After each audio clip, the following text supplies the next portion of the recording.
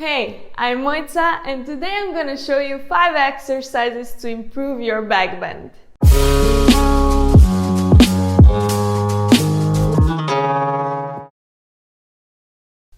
So back bend is a full body movement and requires multiple muscles working together. I've prepared 5 exercises for today, each working on our shoulder mobility, upper and lower back flexibility, and making sure we get a good stretch in our quads and hip flexors at the same time. So you're gonna need some yoga blocks and a resistance band. But if you don't have any of these, some books and a towel will do the trick as well. Let's get into the first exercise. So we're gonna start with holding the resistance band a bit wider than shoulder width. The width between your hands depends on the flexibility of your shoulders, so begin wider and see if you can slowly get them more together. When you circle the arms above your head, keep in mind to have them extended and to have your forehead touching the ground. Squeeze the shoulder blades together and curl your upper back towards the ceiling. Keep the glutes engaged at all times. Repeat this sequence slowly 5 to 10 times. This one is a full body move. We'll start with squeezing the glutes to lift our legs and lowering the ribs down to the floor. Lift one arm and keep the other elbow on the ground. Keep the glutes activated and don't let the ribs come away from the floor. You shouldn't be leaning on one side when you lift the arm, but think about maintaining the same position of the hips and upper body when transferring the weight. Here you should be feeling a nice upper back contraction and glute and hamstring activation. If you feel some tension in your lower back, try to do the same sequence without the blocks. Repeat 8 to 10 times on each side. We're gonna lean back and place our shoulder blades right on top of the blocks. Reach with your arms to the floor behind you.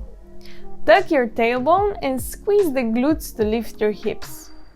Force your knees together and don't let them slide to the side. Here we are working on our overhead shoulder mobility and flexibility of our upper back, and we are really strengthening the glutes and extending the hip flexors. So feel free to use less blocks if the stretch is too intense, or more if you feel comfortable with 3. Repeat the sequence 10 times. Place your knee on the block and bring the foot as close to the glutes as possible.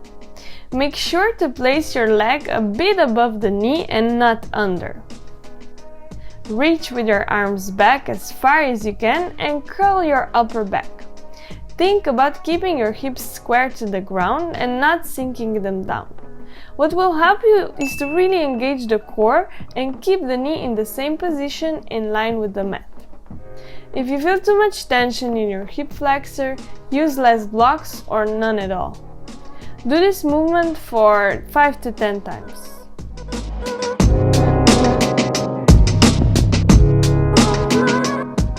Stand hip width apart. Holding the yoga block will help you keep a nice narrow position of your arms, but you can also do the exercise without it. Squeeze the glutes and tuck the pelvis.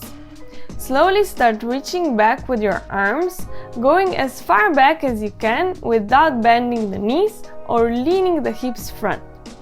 They will move a little, but really try to minimize this movement, so you don't stress your lower back too much, but instead work on strengthening the glutes, abdominals, and back muscles.